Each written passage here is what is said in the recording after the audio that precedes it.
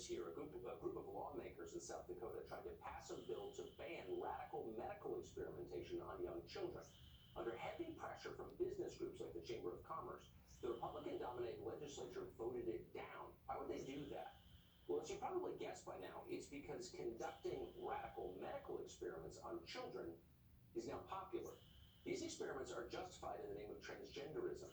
The failed South Dakota bill would have barred doctors from performing sex reassignment surgery on children under the age of 16. Now, these are radical, often irreversible procedures that can include double mastectomies, sterilization, and castration.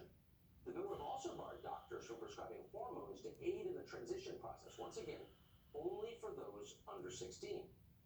Now, it used to be that everyone agreed with this idea. It was common sense. Adults are free to do essentially what they want. But if you're 15 or 9 or 10, you are too young to consent to profound acts, too young to consent to sex, too young to have your sexual organs cut off. It's simple. This has been an operating understanding in the West for 1,000 years. But the reticence to mutilate children, which was once now morally obvious, is now seen as bigoted. As the transgender movement has grown, activists have pushed to transition children at younger and younger ages. For children with gender dysphoria at a sufficiently young age, it has now become common to place children on drugs like Lupron, which suppress hormone production and thereby block the onset of puberty. At least one Democratic presidential candidate has endorsed providing these drugs, puberty blockers, at taxpayer expense. So the question is, are puberty blockers safe? And the answer is, we have no idea if they're safe.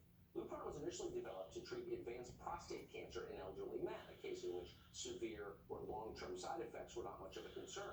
The drug has also been used to treat precocious puberty. That's a rare and harmful condition where children as young as 5 undergo premature hormonal changes. But what's the effect of blocking puberty, possibly for years, on children who don't have any underlying medical cause to do so? Well, we don't know the answer to that. Activists claim the drug's effect are fully reversible, but we don't know that that's true. Besides delaying physical maturity, Lupron also affects bone density. There are thousands, literally thousands, of young adults who took Lupron as children and now have to battle with bone and joint problems more common in the elderly. A few small studies also indicate that when used to arrest puberty, Lupron can lower a child's IQ, cognitive ability, by 7 to 9 points, which is a lot. If that's really the case, it wouldn't be surprising since puberty is crucial to completing the brain's development. And speaking of the brain, the rush to place children on puberty blockers is justified on the grounds of psychological health. Gender dysphoric kids who can't go on hormones right away, we are told, will likely become depressed or suicidal. Okay, but it turns out that depression is in fact a known side effect of puberty blockers. Irony of irony. In a recent study from the UK, after a year on puberty blockers, children were dramatically more likely to agree with the statement, quote, "I deliberately try to hurt or kill myself," while they were taking the drugs. So far, there are 0 long-term studies looking at the physical or mental effect of healthy children going on puberty blockers, whether they later go through a full sex change or not. Similarly, we know almost nothing about the long-term prognosis for children who undergo full physical transitions. It's simply too new. We don't know.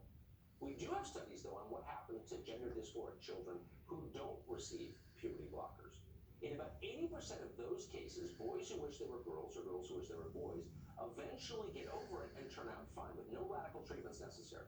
As adults, many of these children become gay or bisexual, but they still identify with their biological sex, and they do not want sex change surgery. Think about that. That means that most, if not all, children with gender dysphoria should wait until adulthood to transition.